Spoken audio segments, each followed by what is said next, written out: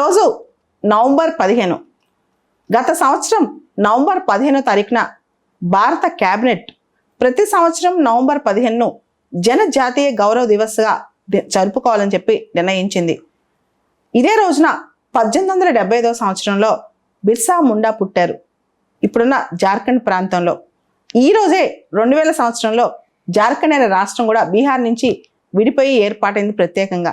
November 15, 2000 సంవత్సరంలో బిర్సా ముండా పుట్టినరోజున.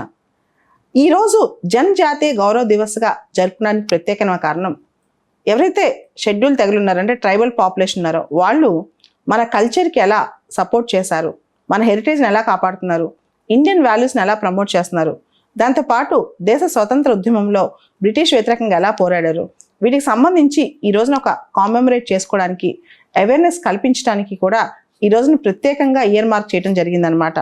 బిర్సా ముండా ఒక ట్రైబల్ లీడర్ అయిన చోటా నాగ్పూర్ ప్లాట్యూ ప్రస్తుతం జార్ఖండ్లో ఆయన ఉన్నారనమాట. ఆయన పుట్టారు చిన్నప్పుడంతా. ఆయన చిన్నప్పుడు జర్మన్ స్కూల్లో చదువుకోవడానికి, జర్మన్ మిషనరీ స్కూల్లో కొంతకాలం క్రిస్టియన్గా కన్వర్ట్ అయ్యారు కూడా. తర్వాత మళ్ళా క్రిస్టియానిటీ నుంచి బయటకు వచ్చేసారు. అయితే బిర్సా ముండాకు సంబంధించి ఆయన ఒక ప్రత్యేకమైన ఫెయిత్ని డెవలప్ చేశారు, బిర్సైట్ ఫెయిత్ అని చెప్పి.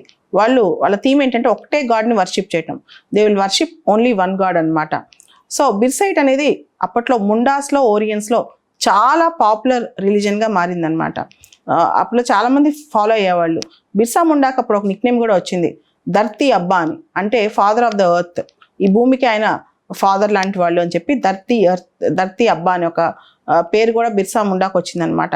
బిర్సా ముండా కాలంలో ఆయన ఒక మూమెంట్ జరిగింది. అది ఆయన లీడ్ చేసింది కాదు, ఒక మూమెంట్ అయితే జరిగింది. దాని పేరు సర్దారీ లరాయి మూమెంట్. సర్దారీ లరాయి మూమెంట్ ఏంటంటే అప్పట్లో ట్రైబల్స్ జాయింట్గా ల్యాండ్ హోల్డింగ్స్ ఉండేవి. బ్రిటిష్ వాళ్ళు వచ్చి దాన్ని జమీందారీ సిస్టమ్ కింద, ల్యాండ్ లార్డ్ సిస్టమ్ కింద కన్వర్ట్ చేస్తే చాలామంది దాన్ని వ్యతిరేకించారనమాట. బిర్సా ముండా ఈ మూమెంట్ని చాలా దగ్గర నుంచి చూశారనమాట. సో ఈయన ముండా రివోల్ట్ అని ఒక రివోల్ట్ని లీడ్ చేశారు. Birsa Munda is leader of Munda revolt అనమాట. ఆయన కలోనియల్ మాస్టర్స్ అంటే బ్రిటిష్ వాళ్ళకి వ్యతిరేకంగా, దాంతోపాటు ఎక్స్ప్లాయిటేటివ్ పాలసీస్, జమీందార్సు వీళ్ళందరికీ వ్యతిరేకంగా ఈయన మూమెంట్ లీడ్ చేశారు. ఈ రివోల్ట్నే ఉల్ గులాన్ అంటారు.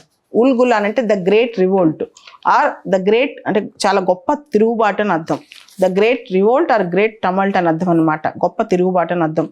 సో బిర్సా ముండా టైంలోనే 1874 ఆ ప్రాంతంలో, అంటే ఆయన పుట్టే టైంలో, పుట్టకముందు బ్రిటిష్ వాళ్ళు ట్రైబల్స్లో కుంకతి సిస్టమ్, దాన్ని జమీందారీ సిస్టమ్తో రీప్లేస్ చేశారనమాట.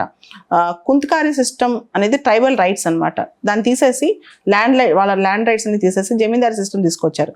దాంతో ట్రైబల్స్కి చాలా ఆగ్రహం వచ్చింది. దాంతోపాటు ఫారెస్ట్ ఏరియాస్లో ఫోర్స్డ్ లేబర్ కూడా స్టార్ట్ అయింది. వెట్టి చాకరీ, వెట్టి బెగారీ అంటాం. సో దాంతో ట్రైబల్స్ అందరూ కోపం రావటం, ముండా రివోల్ట్ తర్వాత ముండా లీడ్ చేయటం అనేది జరిగిందనమాట.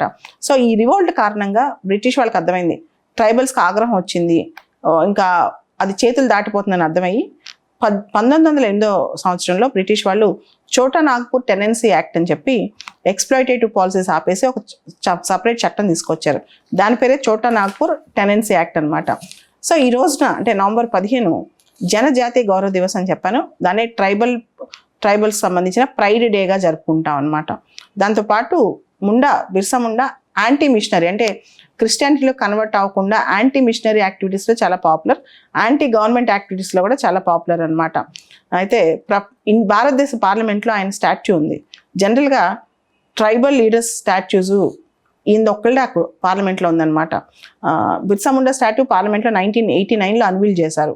ఇది దాదాపు చాలా పెద్ద స్టాట్యూ అని చెప్పచ్చు, పార్లమెంట్లోని స్టాట్యూ. దాంతోపాటు జార్ఖండ్ ఓల్డ్ సెంట్రల్ జైల్లో, రాంచీలో కూడా ఆయన స్టాట్యూ ఉందన్నమాట, టాల్ స్టాట్యూ ఒకటి ఉంది. సో ఇలా బిర్సా ముండా పుట్టినరోజుని కామెమరేట్ చేసుకుంటూ జనజాతీయ గౌరవ దివస్ ఈ రోజున అనేక కార్యక్రమాలు, ముఖ్యంగా కంట్రిబ్యూషన్ ఆఫ్ జనజాతీస్ ఇన్ ద ఫ్రీడమ్ స్ట్రగుల్ మీద చాలా అవేర్నెస్ క్యాంపెయిన్స్ కూడా జరుగుతున్నాయి భారతదేశం మొత్తం.